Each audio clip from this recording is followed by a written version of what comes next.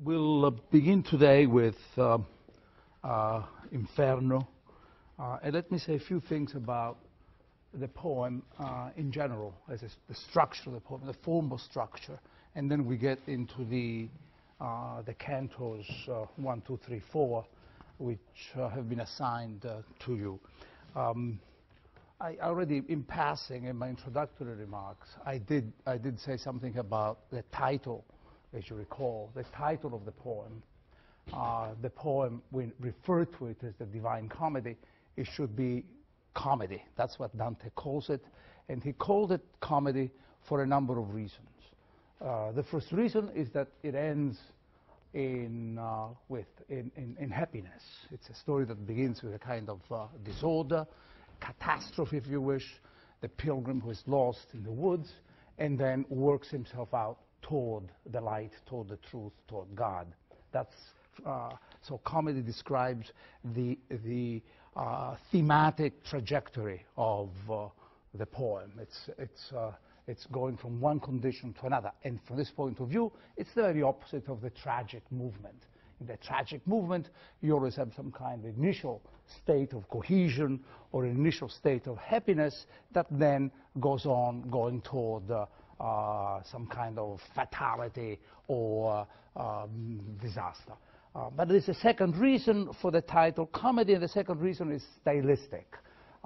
Dante, he calls it a comedy because he adopts the vernacular, first of all, as opposed, the possibility would have been writing it in Latin, in a kind of the language of philosophy and the language of great cultural exchanges, but he calls it, instead he uses the Italian vulgar language.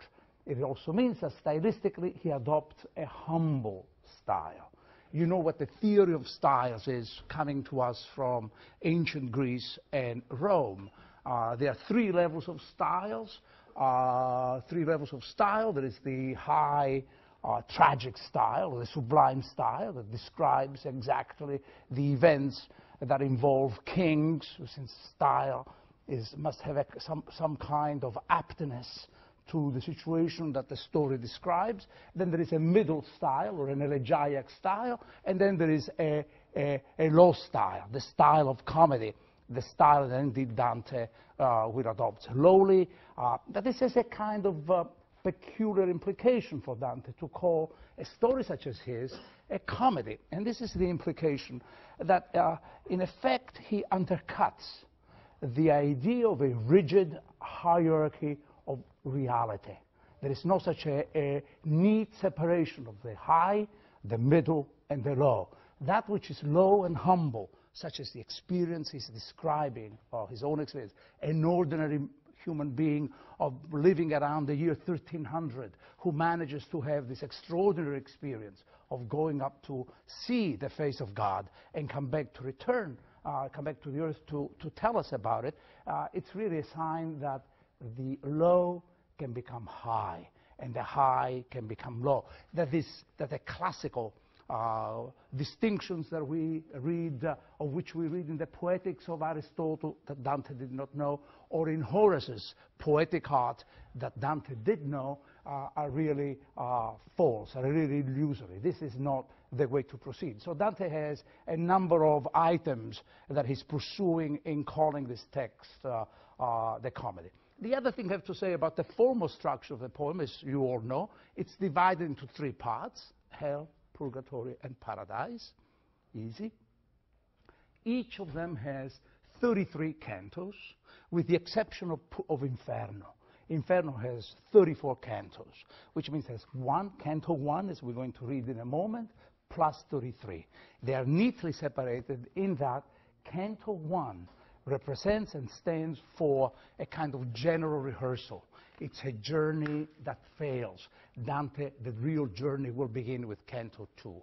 So it has 100 cantos, but the basic unit of his narrative is the number 3. In fact, it's written in so-called a style or a metrical form that he devises, a so-called terza rima, that I'm sure you recall from your own readings in high school or in other courses. The terza rima, which is the rhyme scheme, is always going to be A, B, C, B, and so on. Number 3 once again, is the fundamental symbolic number of division within this text. What is the reason for this? There is a large aesthetic reason. An aesthetic reason that it can be found formulated, crystallized in a verse from the Book of Wisdom. You, O God, have created everything according to number, measure, and weight. And so the Divine Comedy has to duplicate the symmetry and the order and the harmony that he thinks he sees in the universe. The poem is presented and produced as a reflection of that superior divine order of the universe and wants to be part of it. So it's both as this kind of ambivalence to reflect it and become what we call a metonymy, the part that wants to be attached to a larger whole. So these are some general concerns that you've got to have. And now about the poem, some general ideas that will help you understand the pattern of parallelisms that we're going to find within the poem. And I can give you one very quickly now. In a sense, I'm really asking you, when you read the poem, you should be aware that there is a kind of linear structure from 1 to 100, and yet within the tripartition of the poem, hell, purgatory, and paradise, there are cantos that correspond to one another. Canto 6 of Inferno it prefigures Canto 6 of Purgatorio, and both of them in turn will prefigure Canto 6 of Paradise, Canto 7, and so on. It can be done, Canto 10, 10, and 10. It can be done in a fairly systematic way. So if you wish, sometimes you could really read 1, 2, 3, 4, and yet 1, 1, and 1, which is, or maybe you wait till the end of the poem when you have read the whole poem, and you can go back and read it horizontally, as it were, as much as vertically down. So these are some ideas, general concerns, and implications in Dante's structure of the poem. We begin now with Canto 1. It's a very well-known canto where the general preamble. You know how the poem starts. I'm just reading the famous lines that everybody reads and everybody probably remembers. In the middle of the journey of our life, I came to myself. Those of you who have a different translation will nonetheless get the gist, and the changes, the shifts are really minimal. I came to myself within a dark wood where the straight way was lost. Ah, how hard a thing it is to tell of that wood, savage and harsh and dense, the thought of which renews my fear. So bitter it is that death is hardly more. But to give account of the good which I found there, I will tell of the other things I noted there. I cannot rightly tell how I entered there. I was so full of sleep at that moment when I left the true way. But when I had reached the foot of a hill at the end of the valley, which had pierced my heart with fear, I looked up and saw its shoulders already clothed with the beams of the planet that leads men straight on every road. Then the fear was quieted a little, which had continued in the lake of my heart during the night I had spent so piteously. And as he who with laboring breath has escaped from the deep to the shore turns to the pearl's waters and gazes, so my mind, which was still in flight, turned back to look again at the pass which never let yet any go alive. It's a great beginning. It begins in a very extraordinary way. It begins with in the middle to begin with, right? That's the beginning is in the middle. The beginning is the present reality of the pilgrim who finds himself lost. But it's more in that first line. In the middle of the journey of our life. What is he saying? I think it's fairly clear. The first conceit and the fundamental conceit of the poem is that life is a journey, which means that we are always on the way. We don't know where we are going yet. He will find out soon, which means that we are displaced, which means that we're going to have a number of adventures. It means that we are not yet where we want to be. Life is a journey. In fact, he will go on, not only calling it in the middle of the journey, he also calls it our life. That possessive, our life, it's his way of establishing one fact, that this is not really yet a unique experience. It's something we all share, and it's something which might also concern us. That we are also, not only he is in the journey of his life, but we too are in that journey of the common journey of our life. And then in contrast to that, there is now an autobiographical focus. There is a stress of I came to myself within a dark wood and so on, So this is going to be very much the story, once again, very much as the Vita Nuova, an autobiographical story. It can only be a personal story, but here the self is going to see the world, is going to see himself through the prism of the world. He will enter a public space. The great difference, I will say, between the Vita Nuova, which we just looked at last time, and the Divine Comedy is the following. The Vita Nuova was destined to fail as a narrative, exactly because the protagonist went on drawing us and drawing himself within the solitude, the interiority of his own life, a life which was completely disengaged from the concerns of the outside world.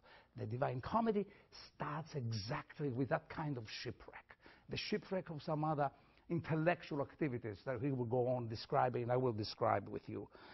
As soon as we read this first line, I came to myself in a dark wood, and if you read a lot of traditional commentators, many traditional commentators will tell you, oh, well, Dante is here in a state of sin. The dark wood is really the condition of spiritual, maybe, despair. He's an impasse. We know he doesn't know where to go. I think that this allegorizing a little bit too easy, and it's not really, we have no evidence for this in the poem yet. We don't know what we do know is that Dante is lost in a landscape that is terrifying. He is caught within it.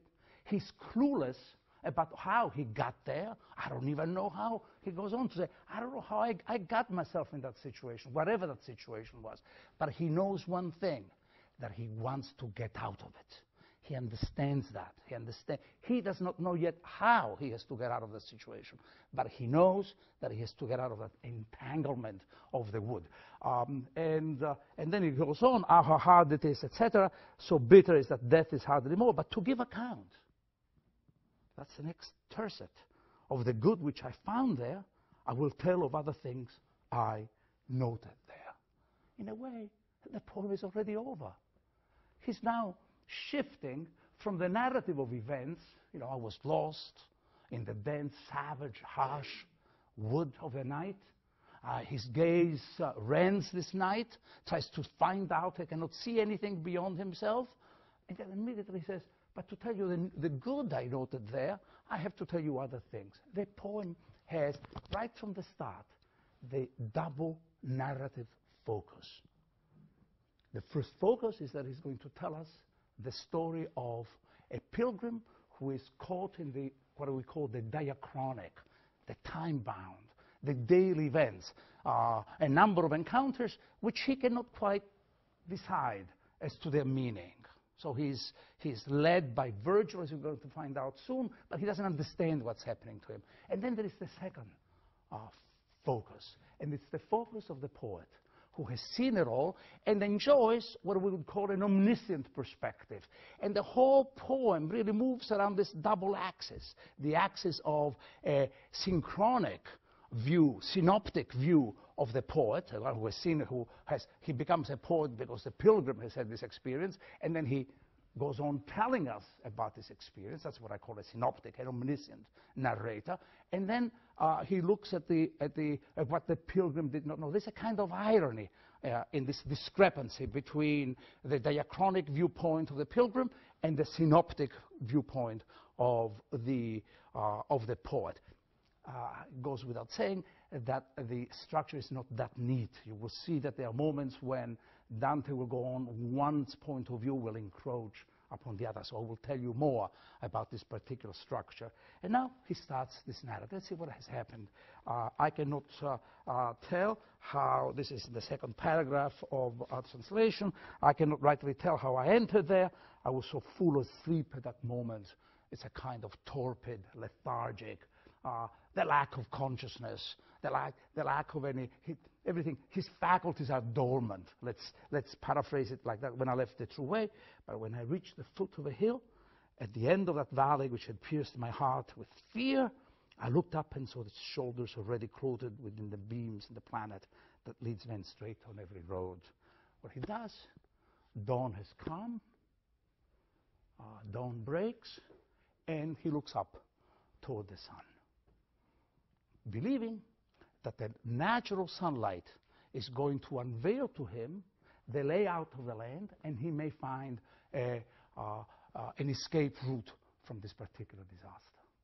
I'll tell you one thing, that if this were a Platonic narrative, the poem would come to an end right here. Because this is what happens in a Platonic narrative. You are in a cave, you know we are all, this is a famous myth of the Republic. We see nothing. We only see flickers of light. It's like being at the movies. Flickers of light, unreal. They are simulations of the truth. They are being projected on the side of the cave, and we mistake those shadows for realities. If you are really wise and you are a philosopher, then you do know that you can turn your neck around and find out where the source of true light is, and then you are saved.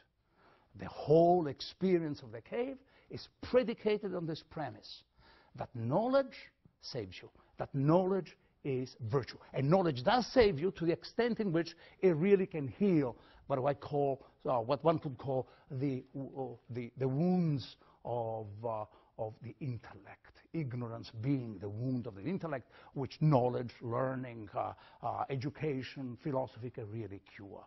Dante will find out very quickly that that is a false promise. That in many ways there are realities, and that his own reality is going to be a little bit more complex than what one can find in books, manuals of philosophy about how we get saved and how we can save ourselves. And let's see what he says here and what happens. So he sees, he turns toward the light. I saw already the sunlight, and then he fear, this passion, because it's a passion of the soul, the fear that paralyzes him and paralyzes his discernment. He cannot, it literally stops him, does not know which way to go, and it's the overpowering passion at this point of the poem. It was quieted a little, which had continued in the lake of my heart during the night I spent so piteously. It's a dark night. Some mystics, Dante is not a mystic, but he's clearly alluding to the dark night. This is the dark night of the soul. This is a spiritual experience that has found now, it's coming to a head, if you wish. And as he who with laboring breath has escaped from the deep to the shore, turns to the perilous waters and gazes, saw my mind, which was still in flight. You see, look, the whole passage, I have to tell you, the 2 paragraphs we read, is replete with Neoplatonic language. He's talking about himself as if this were a flight of the soul, so a flight of the mind, my mind which was still in flight. This is the idea that we have experiences which are purely intellectual, the kind of experiences that we can all find when we are reading a book, we are studying, we are thinking. The mind takes its flight. Okay, i.e., this is an intellectual problem. There are many other terms here that remind us of his deliberate use of Neoplatonic language. For instance, the word wood, which is in the Latin is in the Italian is selva, which translates the Greek hule, which is is the primal matter out of which then the demiurge will form and shape reality. And yet, immediately there is a great shift that I want to focus on briefly. After I had rested my wearied frame for a little, I took my way again over the desert slope, keeping always the lower foot firm. And lo, almost at the beginning of the steep, a leopard, light and very swift, covered with a spotted hide. And it did not go from before my face, but so impeded my way that I turned many times to go back. He has been just now talking about the flight of the mind. My mind was still in flight. It's an experience of a shipwreck, first of all, that many epic stories begin like that. Think of the Aeneid, the shipwreck of Aeneas on the shores of Africa as he is about to enter the city that Dido is about to build. right? And that will bring him to a great revelation and a great love story with Dido. Here there's no such a relief for him. It's the shipwreck of the mind, a mind that seems to be literally unable to define both his whereabouts and his destination. But as soon as he does this, as soon as he understands that that's what the problem is, he shifts the language from mind to body, my wearied body. And this is the great difference between Neoplatonic narratives and Dante's kind of experience. The intrusion of body. And what is the body? What does the body stand for? The limit of purely intellectual journeys. The real journey that he has to undertake is the journey of mind and body. And the body stands for the irreducible historicity of oneself. The body stands for one's own, the reality. The passions, it stands for one's own will. This is the difference between what the Greeks understand as the great intellectual adventures, which is one of knowledge, and Dante's idea that the real problems are problems of the will. We may know all where we are, and we all may understand that we are not happy with the situation that we find ourselves with. But we cannot quite solve it because the problem, by knowledge, because the problems are problems of willing. What is he doing? Let me just try to make this very simple. There are two schemes. I'm really simplifying it too, because I think this is dramatic enough in and of itself. I don't have to overdo it with unnecessary complications. There is a Socratic scheme whereby all issues are issues of intellectual sort. I know, and therefore I'm virtuous. I know what justice is, and the implication is I'm just. That's a false implication, because if I go around the room here and ask you all to give me a definition, each and every one of you a definition of justice, you'll all tell me something. That justice is a justice within the self, that justice is the way I relate to my family, or justice is the way I relate to the city, or justice is the way I take care of the problems or whatever of the world that I find myself in. Dante will say, this is not, the knowledge of what, the definition of justice cannot make you just. The issue is one of willing desire. The other scheme that Dante opposes to the Socratic idea that all issues are issues of philosophy or issues of knowledge is one of the will. In the letter to the Romans, St. Paul writes, the good that I would do, that I do not do. The evil that I would do, that I do. He draws attention to the essential existential problem, the problem of the self. My will is divided against itself. The only way I may know what to do, but I do not know really, I'm not sure that I will it. That's the fatality of life. We all know what's good. Many of us go around choosing and doing what we know, where we know it's not good for us. It's not the best in terms of our own judgment of the situation. So it's willing, and the perspective of the will becomes Dante's perspective in coming to terms with the limitations of philosophy, intellectual knowledge. We shall see. Dante talks about the will in a number of ways. Last time, talking about the Vita Nuova, I began mentioning to you that the will is even better, of course, for him than unwilling. And yet the best experiences of life seem to be those that one does not want to happen to us. As I said, dream, for instance. The dream of falling in love, or sometimes in the death of the beloved. He certainly did not want the death of Beatrice. It's a way of understanding that unwilling is as compelling as willing. And yet he understands that as soon as he focuses on Beatrice as the figure, the real contingent historical figure of love, that he has to give a direction to his own desires, that he has to define the will so that it's, you understand what I'm saying? And he understands that too. So that's already an anticipation of the problems of the will. Now he starts exploring other problems, which we will see both as they relate to the self, to the psychology of the character, but also as they relate to politics, for instance, to a vision of the world as an act of and the projection of our own will. That the world is the way we want it to be. and that may not to the way in which we relate to problems which are problems, necessary problems, the problems of reality, etc. For the time being, though, Dante takes the will as his own, or the body, his own perspective. He finds out that he cannot go up the hill that he has seen. 3 beasts, just paraphrasing the text: a leopard, a she-wolf, a lion, or in that order, the lion and the she-wolf will block his journey up.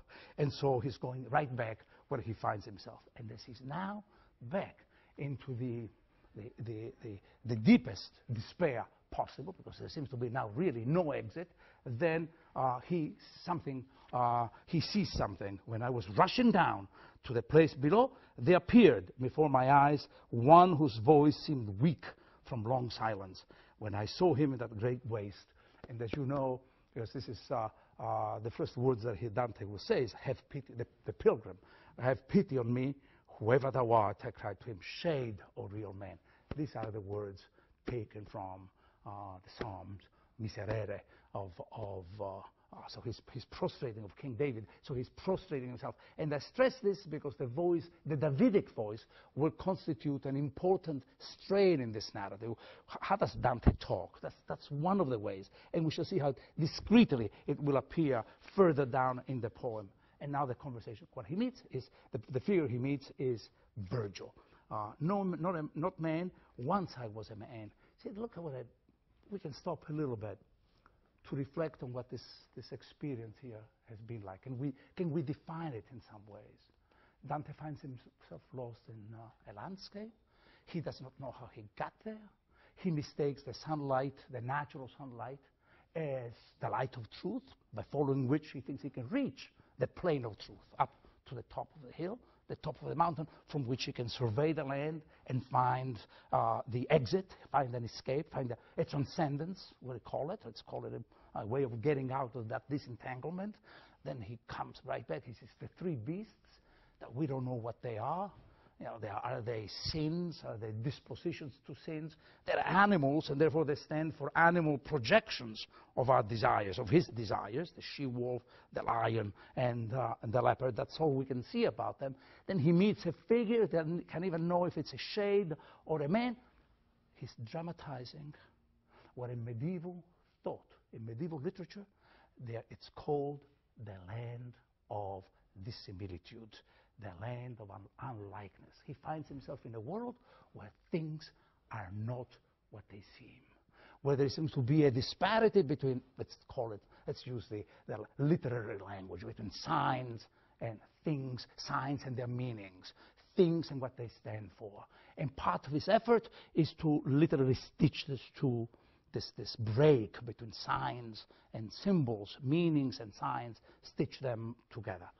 First meeting then is with this figure by the name of Virgil, who will become his guide. No man, you know who he is, he's the author of the Aeneid, but look how he presents himself.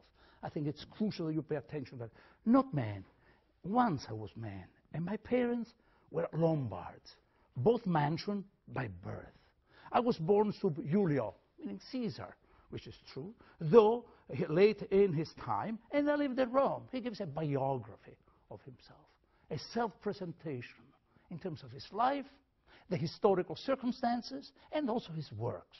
That's what we call a miniature biography, right? The sense that, here, I came into this world and somehow this is what it all comes down to. This is really the sense of my birth. Because he speaks about his own birth. I lived in Rome under the good Augustus in the time of the false and lying gods. I was a poet and sang the just son of Anchises, who came from Troy after proud Ilium was burned. But you, why are you returning to such misery?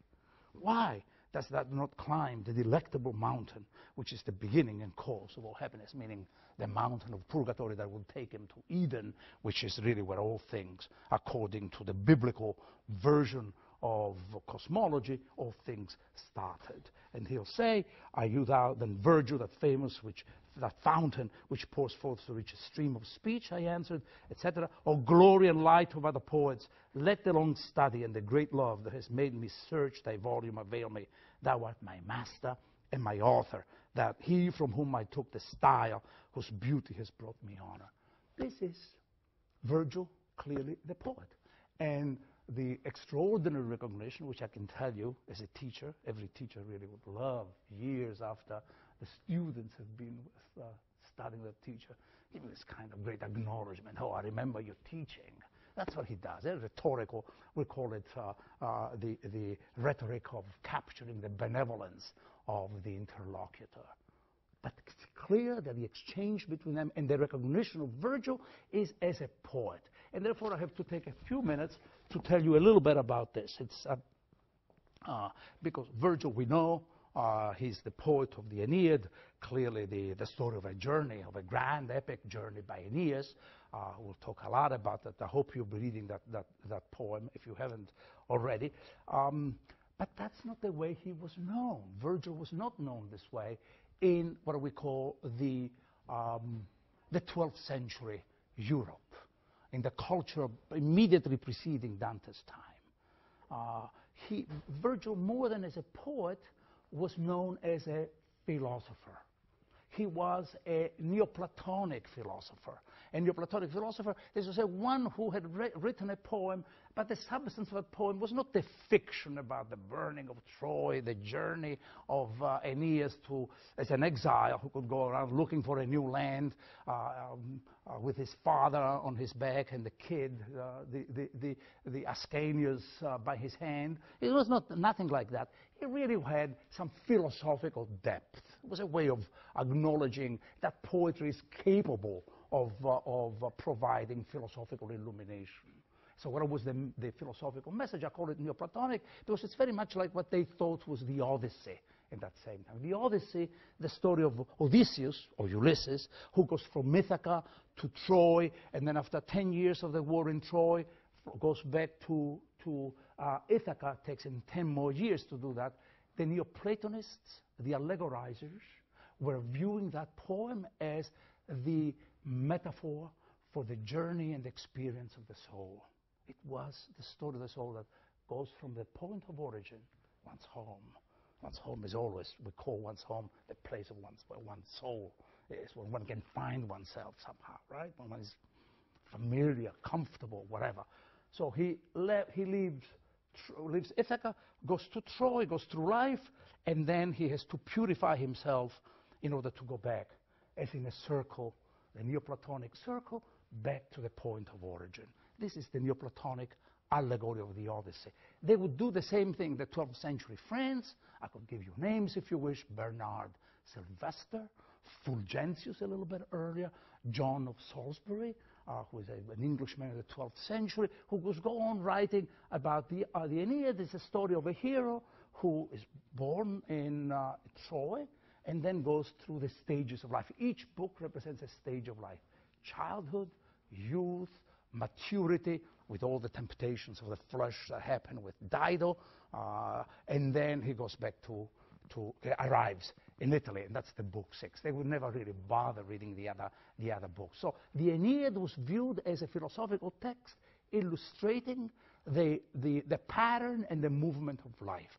It was really telling us, and that's really the promise of philosophical knowledge.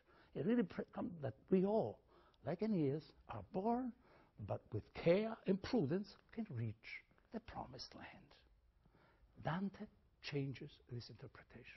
And he changes this interpretation by making and insisting that Virgil is a poet. He replaces the philosophical promises with the idea of poetry, in the belief that poetry is better than philosophy. That philosophy cannot quite reach the depth of a man's life. That makes too general promises for everybody. It tells that we can all be like Aeneas, going from Troy to Latium.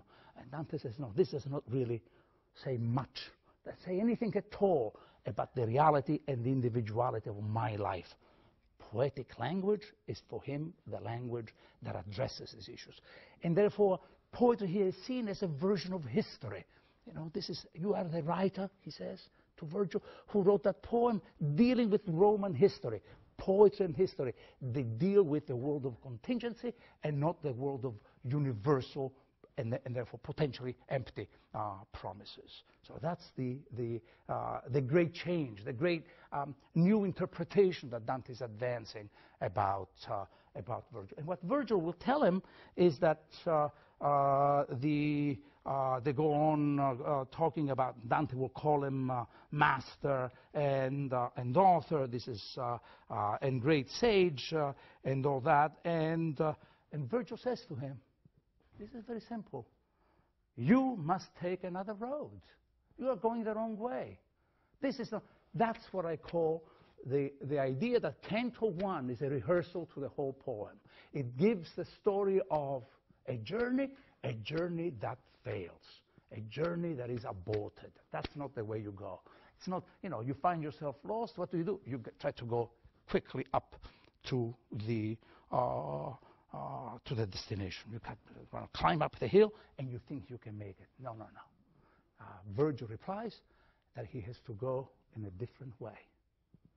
He might reach the same point, the same destination, the world of justice, the vision of God, the idea of love, the good, as he calls it, but he must go down. That the way up is down. He has to go through the whole spiral, through the horrors and the suffering of hell, then re-emerge through purgatory in order to be able to reach the beatific vision. That's very simple. The way up is down. And this is something that marks the difference between philosophical presumption and the notion of a spiritual Christian humility that he has to pursue and wants to pursue. So this is the conversation between them goes on with this prophecy of the so-called hound, page 27, line 100. It says, the world is in such disarray, and yet one hound, a very mysterious, enigmatic prophecy that we will come to and discuss by the time we come to the end of purgatory. And so now the journey begins. Then he set out, and I came on behind him. That's the end of Canto 1. And we come to Canto 2, where now it's what's the time of the year. If this has to be a historical, irreducible, and essentially biographical experience, Dante has to be very careful. He will give us the time, the precise time and place of this experience. The poem starts on Good Friday, in the evening of Good Friday of the year 1300. These are so it's a very Christomimetic, we call it, an imitation of Christ kind of experience, because he will emerge to the light of purgatory on Easter Sunday. But Dante says, but why should I take this journey? It's such extraordinary. You hear this is the whole brunt, the whole substance of Canto 2. I'm not Aeneas, he says. I'm not Paul. Why should I be here? Why should I go on? You poet, I'll be in lines 10. You guidest me. Consider my strength. It's sufficient. You tell us of a father of Silvius as he went, meaning of course Aeneas, etc. And then you also tell us about the Paul, and he concludes, but why should I go there? Line 32. And who grants it? I'm not Aeneas. I'm not Paul. First of all, these are the coordinates, the imaginative coordinates for his own journey. Aeneas, the hero who brings about the foundation of Rome, and then Paul, the apostle to the Gentile, the 13th apostle, who really brings about, who also goes to Rome, but he goes to the spiritual domain of the church. So these are the two. So who is he? That's the first question he must answer. I'm not Aeneas, I'm not Paul. The implication is, who am I? This whole part of this story is to find out who he is. And part of this journey is indeed to find out, part of the beginning of this journey at least, is to find out that the poem is written in order to bring some degree of redemption and clarity to the world. He really believes in this what we call salvific role of his own voice. Not without irony, not without discouragement, not without a sense of that this may really indeed be a proud, arrogant kind sort of posture. This whole idea about who he is immediately countered by a reflection on his own divided will. And I just want to read this thematically. And there's one who unwills where he willed, and with new thoughts changes his purposes, so that he quite withdraws from what he has begun. Such I became on that dark slope. For by thinking of it, I brought to naught the enterprise that was so hasty in its beginning. It would take me really too long to give you a sense of an appropriate gloss to these lines. They are lines about the limitations of willing. Dante begins by claiming the importance of the will in the act of knowledge. And we do see that he's so aware of it. There is one detail that I did not mention. You realize how the pilgrim moves throughout in Canto 1, and he will move in the same way. He'll never talk about it again. He hobbles toward the light. He goes around hobbling, and that hobbling is part of his being wounded and having a wounded will that he must somehow heal. So we say, well, good, Dante's a voluntarist. Not quite. Dante doesn't believe in philosophy and intellect. Not quite. He believes that the two faculties of the soul, intellect and will, are like the feet of one's body. They gotta, if you really want to walk fast at least and safely, you gotta be using both. You gotta use the intellect and the will. But as soon as he claims the importance of the will, which the Socratic experience had somehow neglected, he goes on reflecting about the limitations of the will. And what are the limitations? One of it is that the will can be divided against itself. The second one is that the will needs something to regulate it, because I can will anything. I can will this and that. How do I order what I will? The third limitation of the will, and we'll talk more about some of these aspects, but there's a third limitation of the will, is that I can never really go faster than my own will. I'm a prisoner of my... If I believe that that's all I have, my will, I can't go faster than it. If the will is weak and slow and divided, that's what I am. I can't go past it. So some of the difficulties. So here he goes, Canto 2, trying to think about the identity and the purpose of this journey. Who am I? I'm not Aeneas. I'm not Paul. Then who am I? That's the great question.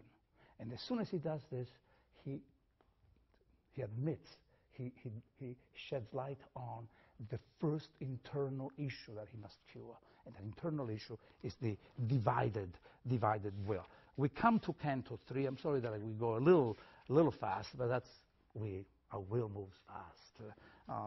So you know, this is now Dante enters to the gate of hell, the famous inscription, "Through me the way," pretty scary, and that scares him quite a lot. And Dante meets the first sinners that he meets are the so-called neutral angels. Canto 3, around lines 30 and following. My head is circled with horror. Said, "Master, what is this I hear? And who are these people who seem so mastered by their pain?" And he said to me, "This miserable state is born by the wretched souls of those who live without disgrace and without praise. They are mixed with the caitiff choir of the angels who were not rebels, nor faithful to God, but were," that my text says, "for themselves." The right translation is by themselves. Because if you are for yourself, you are for someone. These are the angels called neutral, who, in the great cosmic battle with which the world begins between God and the satanic forces, just became spectators, just watching. So the translation is per, in Italian it says per se stessi, which we translate as by themselves. So to taking a separation. In other words, Dante begins by dramatizing that which to him is the most serious of sins, not being disengaged, not taking sides, in the belief that somehow you wait and see what the outcome is, and then you can go on taking sides. That's the start of this experience. And then he goes on, why are they grievous? And he responds, they have no hope of death, etc. Pity and justice despise them. Let's not talk of them, but look at them and pass.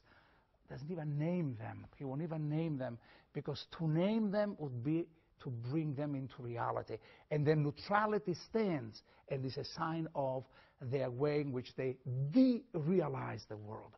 They reduce the world to a pure show of their own, for their own spectatorship.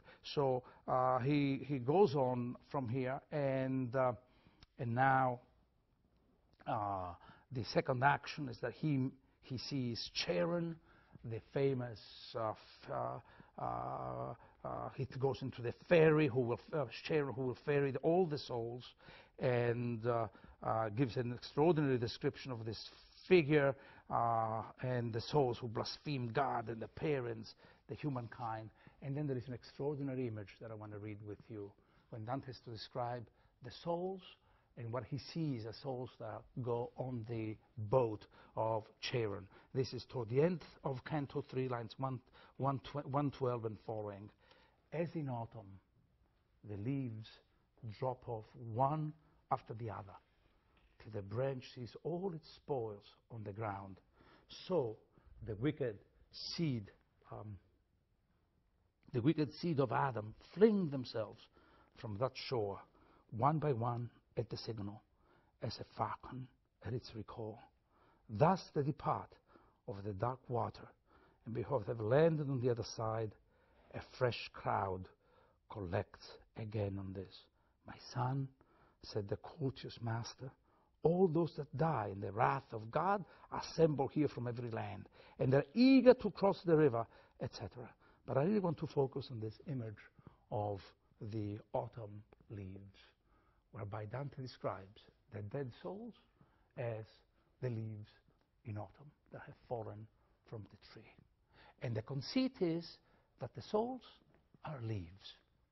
And it's an image that Dante takes straight from the Aeneid of Virgil.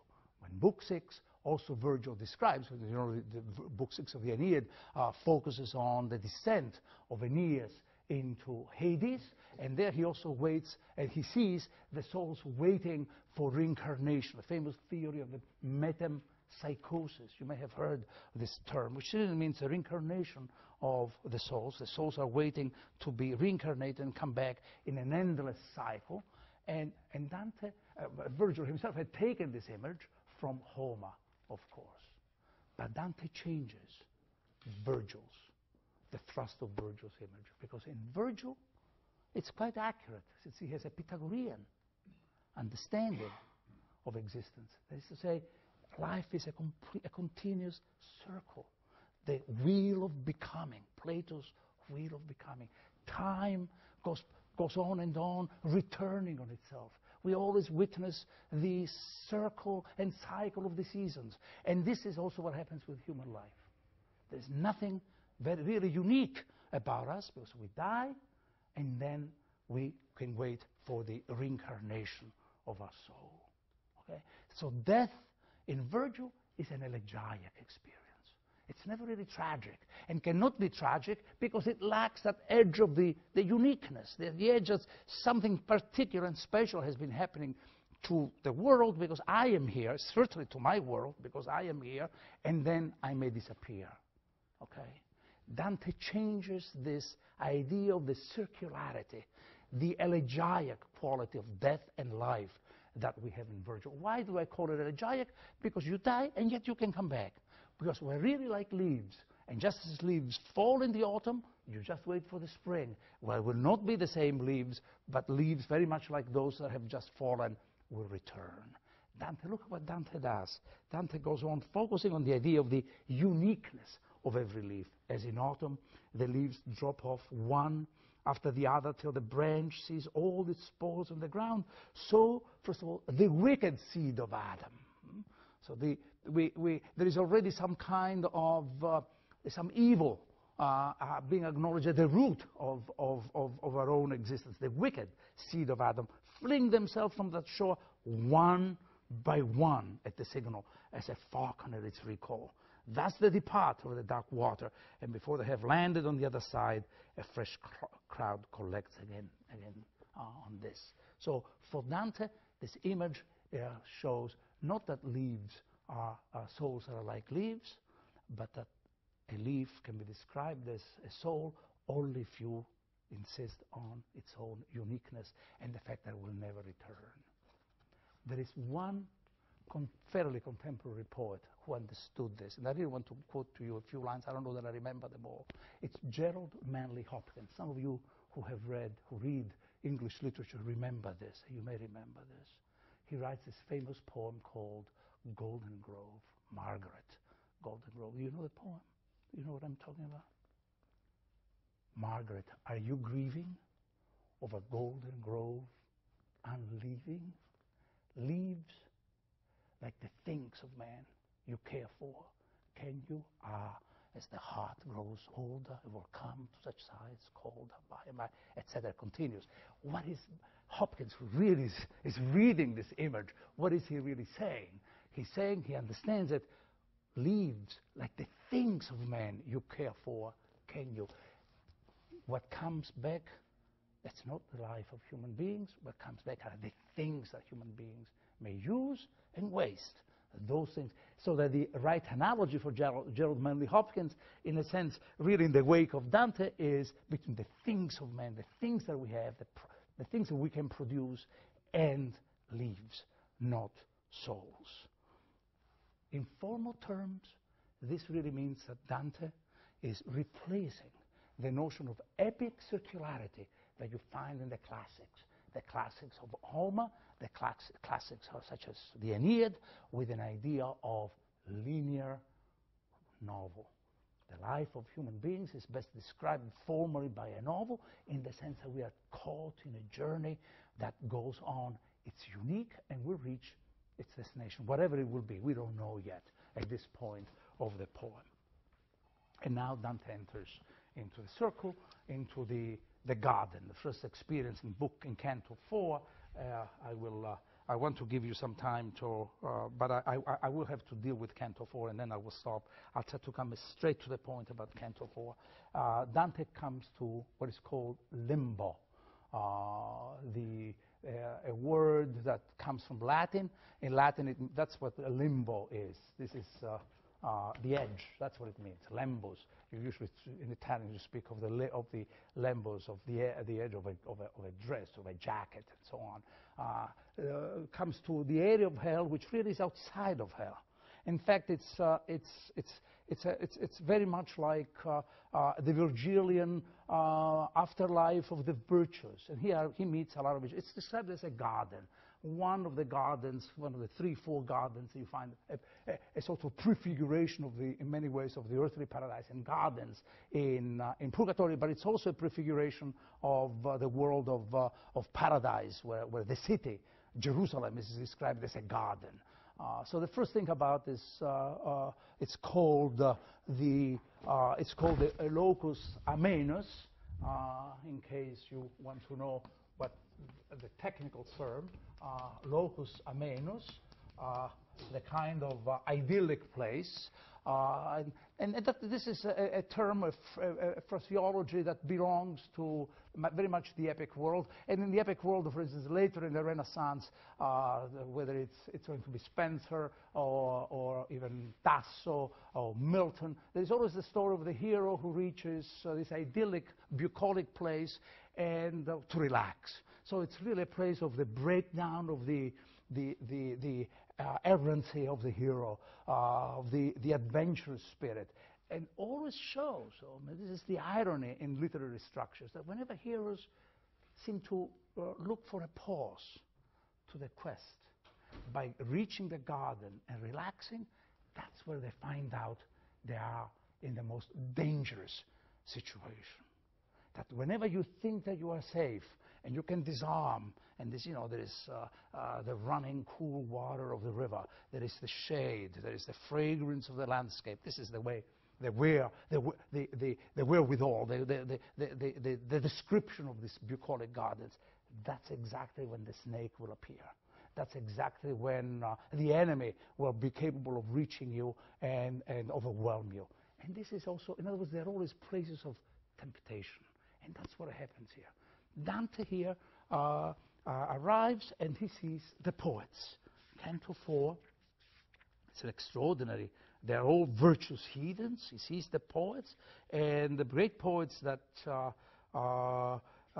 he will see, the first poets that he'll see are, first of all, he sees all the figures from, he will enumerate the characters, scientists, philosophers from the Greek and Roman world, but put a little bit at the edge. You know, they really don't seem to have much impact on the situation here. But then the dramatic situation is when here lines 80 and following, or you, he sees the poets, the classical poets, from Homer to Horace and Ovid.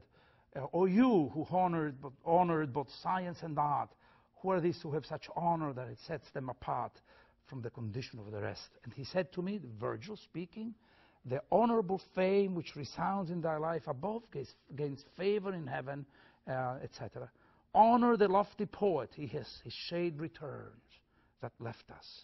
When the voice had paused, and there was silence as for great shades coming to us, their looks were neither sad nor joyful, as befits limbo. This is really like life here, and that's what the afterlife is in Dante's conception. It's only an extension of what we choose to do on this earth. If you really think that what life, the beauty of life, which is not a bad idea, is talking about having endless seminars of aesthetics and poetry, as these poets do, that's what your afterlife is. You sit down, sit on the grass, and you go on talking about beautiful things, he says. The good master began, mark him that with sword in hand, who comes before the three as their lord. He is Homer, the sovereign poet. He that comes next is Horace, the moralist. Ovid is the third, and the last, Lucan, famous epic poet, whom Dante will again celebrate in Purgatory. Since each shares with me in the name that one voice uttered, they give me honorable welcome, and in this do well. Thus I so assemble the noble school. School in Greek means, it's also leisure, the leisurely life. Schole, right? This the world of play and the world of leisure, of that lord of lofty song who flies like an eagle, Homer, above the rest. And the irony, of course, is blind, and the eagle ought to have the sharp view, the sharp vision. But the Homer's vision is an inner vision, right? He's blind because he's looking inward in order to know what the song he is to sing will be about. After they had talked together for a time, they turned to me with a sign of greeting, and my master smiled at this. And then they showed me still greater honor, for they made me one of their number, so that I was the sixth among those high intelligences. Thus we went on as far as the light, talking of things which were fitting for that place, and of which it is well now to be silent.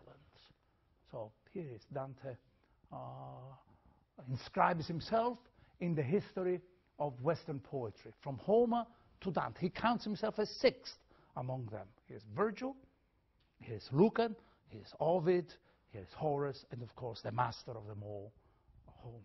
Okay, so we go from Homer to Dante. It's a little history, if you wish, of Western poetry. And Dante thinks that he belongs to it. We could say a number of things about what they are talking about. He says he doesn't say. We talk about beautiful things, which I infer, we can easily infer. They talk about poetry. They talk about their craft. Right? There may be a little link that I would like you to reflect on your own between the garden and the kind of poetry, the kind of beauty that they are really talking about. This is the way Dante's imagination works. You have to pull together things that don't seem to be described. So this is the garden. There's some kind of self-absorption about this. There seems to be a kind of self-enclosure about this kind of poetry. It's a little scene that reflects on what the spiritual condition may have been like. But what is the most surprising and what constitutes the temptation of this canto, the temptation of this scene for the pilgrim's own spiritual pilgrimage. He's involved in a spiritual descent which turns out to be an ascent. He says at one point, I was sixth among such genius. Do you see the discrepancy? Do you see how this is jarring? Can you hear it? He's going down for redemption. He's descending in humility. And yet now he talks as a poet. His poetic voice is one that elevates itself. There seems to be a kind of discrepancy between the two. That's the great temptation of Dante.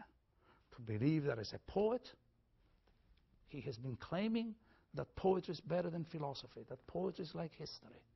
And the first concern now he has is to reflect on the hollowness of this claim. How this kind of claim about the importance of poetry can turn out to be a temptation for him.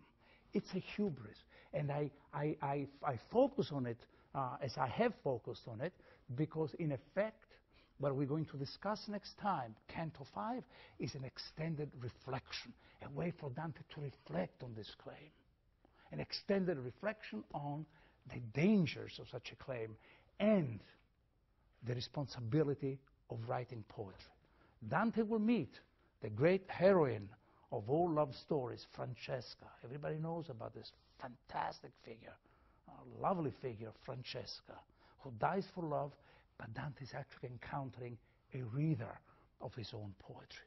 And he witnesses the kind of traps and risk that reading implies. We are going to go on next time thinking about this whole question of reading and responsibilities of writing. The Canto 4, by the way, I cannot leave without saying something about the epic quality, because I have been just talking about I've been defining the poem really as a novelistic vis-a-vis the circular structure of Virgil's understanding of the reincarnation and therefore the great notion of what an epic is.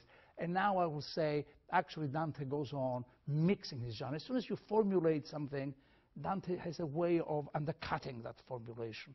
Canto 4 ends with a miniature representation of the epic quality of this text. He goes on enumerating all the souls that he can see, which is really, as you know, if you remember from your Iliad, on the gates of Ilium, at one point, Helen will go on numbering all the ships of the Greeks to the old Priam. You remember that scene? Some of you may remember that. And this is the way Canto 4 ends, with lines 120 following. There before me on the enameled green were shown to me the great spirits, by the sight of whom I'm uplifted in myself. I saw Electra with men in her company. I knew Hector and Aeneas and Caesar. I saw Camilla, Penthesilea. I saw the Dacian king Lavinia. I saw Brutus, who drove out Tarquin, Lucrece, Julia, Marcia, Cornelia, and by himself. I saw the Saladin, a great sign of honor, the Saladin who sits by himself as in a kind of lofty state. And when I raised my eyes a little higher, I saw the master of them now sitting amid a philosophic family, Socrates, Plato, the other one was Aristotle, Democritus, Diogenes, all the Greek philosophers, and then Orpheus, Cicero, Linus, Seneca, Euclid, Ptolemy. A version of the classical encyclopedia. All of the knowledge is gathered here. And yet Dante has a way of saying, even in the tradition of encyclopedias, these formal structures as you want to organize the world of knowledge, there is something wanting about them. Why? What's wanting about them? They never tell you how you can really educate yourself. They never describe the process of education. In order to describe the process of education, you've got to have an encyclopedic poem where you are showing the phases and the stages of learning as the pilgrim will show it to us. The second thing that I have to say is that in any enumeration, as you have here, an epic enumeration, and I will close my remarks for the day, enumerations always imply the wish of a narrative, such as an encyclopedia, because it's a little bit of an encyclopedic form, I say, to encompass the whole of reality. That's what encyclopedias want to do, the reality of the intellectual reality. And yet, enumerations, by the very virtue of being enumerations, will tell you that no totalization is possible. There is something that always escapes the formal ordering that the encyclopedias want to reach. And for now, I stop with my remarks, and we have a few minutes in case there are questions, as I hope there are. I welcome questions. So I will repeat your questions, by the way, for the benefit of the videotape.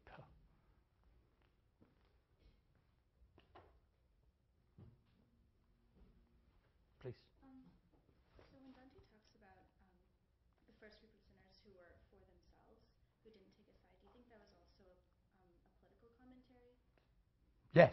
The question is, Dante talks about the neutral angels. He calls them for themselves, so we say it's by themselves. And the question then really is that also a political commentary? And before I could rephrase, I could repeat the question. I said, yes, absolutely. Dante will use the very same experience for himself later in Paradise, where he will say that in many ways, being by oneself, there are times when that can become an act of virtue, where the notion of neutrality is going to be redefined. Dante doesn't like, clearly, neutrality, right? Why does he find neutrality? Because it's a language of privation for him. It's really a way of, it's in the decision not to take decisions, because you are always making a decision. Even when we think we are not making a decision, you really are. But to him, that is the sign of great cowardice. He explains that in cosmic terms. This is the metaphysics of the great war in heaven, which, by the way, enables me not to say that it gives the whole of hell a kind of symmetrical structure, because it clearly begins with the neutral angels and ends with the encounter with Lucifer at the end. So you see that this is really the kind what frames the narrative of hell. But to go back to your question, when Dante is going to talk about politics, he also believed for a while that he had to take sides. He did. And he did. Going back now to the few remarks I made about his language, his political involvement on the first class, the first seminar. He was banned, he was sent into exile, and then he removed himself from more partisan politics. And how did he do this, and why did he do this? For a while, he was a wealth, being thrown out of Florence with many others, also as an act of a punishment for a decision he had made to throw out the Ghibellines, among whom his own best friend, Guido Cavalcanti, who died in exile. So he's thrown out, and we do know these historical happenings. They spend the first few years of their exile plotting and making and going on through machinations as to how to get back to Florence, and damn it, really make them pay. He realizes very quickly the wickedness of this plan. He realizes that his own party is no better than that of the Ghibellines, and so he removes himself from them. That act of removal from the criminal violence that he and his other accomplices were for a while thinking about turns out to have been madness. And so he decides in this act of virtue, absolute solitude, and that is by himself. So there is a kind of judgment, but very refined. I mean, how can you go on really describing that, yes, the act of neutrality is bad, and yet there is a way in which there are times where neutrality can become nothing less than a virtuous decision, as he will make. Yeah. Other questions? Please. I have a question from last Tuesday's lecture. Last Tuesday's yes, lecture, we please. talked about friendship and love and intellect. There was no conversation about lust, and we know from his history that both of them, Beatrice and Dante, at that point were married, that he had children, and I'm wondering if the physical aspect of love is irrelevant for the poet. The question refers to the remark I made, but that was picked up by a student also, another student, the remark about love and friendship as the two are dramatized in the Vita Nuova, and it refers and wants to know, actually wants me to explore more the role of lust, since we know that Dante was married, and what does lust have to do with love, I take. That's really the question. And then let me just say that it's a very complicated question. And I will talk about this next time when we deal with Francesca, who is, of course, the heroine of lust, if there is ever one. And then we'll see what Dante means by that. I mean, it clearly is an issue related to love, fundamentally related to love. But to believe, and I probably will confuse some of you here, but don't be confused. To believe that Dante's judgment of Francesca is limited to the representation of Canto 5, where he describes the relationship between lust and love, would be a grand mistake. Dante understands that without physicality there can be no love, that there's no soul which is not connected to a body. In fact, some of the remarks that I made today are really can be construed, I did not make the point, but can be construed as his sense of the inevitability of the body, that the intellect in and by itself, the soul in and by itself, without materiality, without some degree of being wedded to the body, is really not part of the human experience. So this is what I was saying today about the fact that the journey is not just an intellectual journey, it has to be done in the body, is part of his sense of the inevitability of the body. And after all, this is really what his Christianity is about. It's about the incarnation, it's about the being embodied, about the divinity being embodied and therefore entering our human condition. Let me also say that Dante goes on thinking about Francesca. He condemns her. And Francesca is always circling around in the state of permanent desire with Paolo, because by moving around, they're really describing their unquiet hearts. When you are at peace, you just stop and sit. She just goes on moving around and around. That's their punishment. And yet he remembers her when Dante reaches the heaven of metaphysics in paradise, and he has to talk about the kiss of creation. How creation, God creates the world by imprinting a kiss on the material that he had at his disposal. And the language that he will use is going to be the language of Francesca. And that to me means that the kiss of Francesca can also be construed as the existential counter to the God's kiss on creation. It's a way, I don't think that he's redeeming her. There's no such a thing as the redemption for the infernal souls.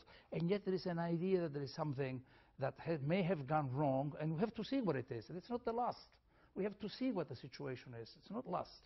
I don't think it's only lust. And that is part of, there's something even larger about her. The mistake that she seems to be making is of a different sort, and I'll keep you hanging until next time, so that otherwise, what's the point? We have to look at Canto 5. Let's read Canto 5 for next Tuesday. But before you go, there's some time, so in case they have a couple of minutes. Other questions? Please. In Canto 1, when he is talking to Virgil, and he says, "So you're the only one from whom my writing drew the noble stuff in which I have been honored." That's really kind of a lie, isn't it? He says. So he's saying that he's taken his style from him, and the style for which he's gained honor. But he's not honored as an epic poet. That's not. What are the implications of what he's saying? It's really not actually true. Okay, the question is a reference to in the encounter between the pilgrim and Virgil in Canto 1 of Inferno, where Dante, in what I call the captatio benevolentia, a way of capturing the benevolence of Virgil, the only living. He doesn't even know if it's a shade or a human being. Turns out that he's a human being. He says, well, you are the poet from whom I took the style that has honored, that has made me honor. And the real question is, this is a little bit of a lie, isn't it? Because Dante by this time is not really known as an epic poet. I would really call it a lie. Say it's part of the simulation, rhetorical simulation of capturing the benevolence of the listener. At the same time, it's really an acknowledgement of Virgil's mastery. And what is Virgil's mastery? Dante really thought that his own poetry is that Latin is not a dead language, that the vernacular is really the way Latin has become in time. So the continuity between Virgil and him is real, So there's a kind of continuity of poetic continuity. But you're quite right that it's not true. At that point, Dante is more of a Provençal poet, or the poet who follows the still novices, the poets of the sweet new style from Bologna and Florence than Virgil. Yeah. Well, thank you so much. We'll see you.